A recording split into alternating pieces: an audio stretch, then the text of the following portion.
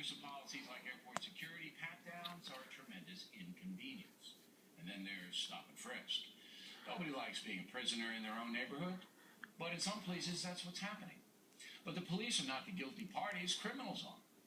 Last weekend in Chicago, another 6 people shot dead, 28 others wounded, including a 7-year-old boy. The Windy City has turned into Afghanistan. So far this year, 58 children and teens have been murdered. Chicago has lost control of the situation.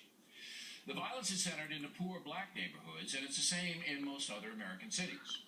Here in New York, under the very liberal mayor David Dinkins, murders were topping 2,000 a year.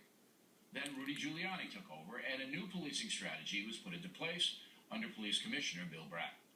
Essentially, the cops flooded the high-crime zones, arresting known thugs for just about anything. The plan worked. Last year, there were just 419 murders in New York, a city of more than 8 million people.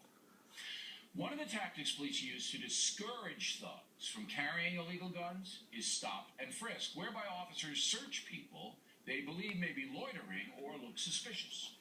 Most of those frisks are minorities, and that is causing deep anger. You can't give people the authority, whether it's civilian or police officers, the right to just stop somebody because of the color of their skin. Yes, you can. That was Trayvon Martin's mother, and a federal judge agrees with her, ruling that the NYPD must modify its stop and frisk program. Liberals are overjoyed, but not so fast. The unintended consequence of a slowdown in stop and frisk could be death. The losers in this, if this case is allowed to stand, are people who live in minority communities.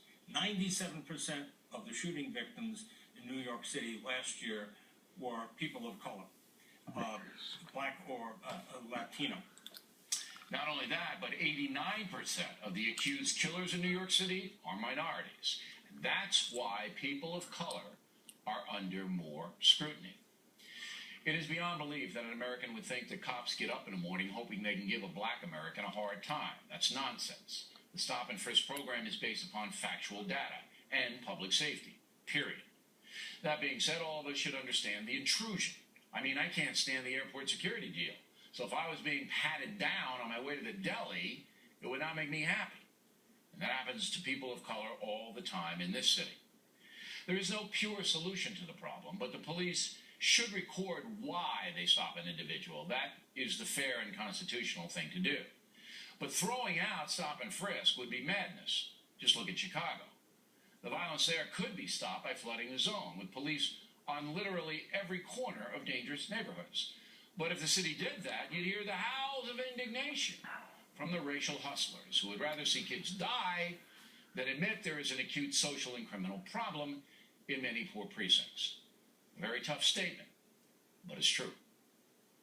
And that's a melon. Now, the top story tonight, last January,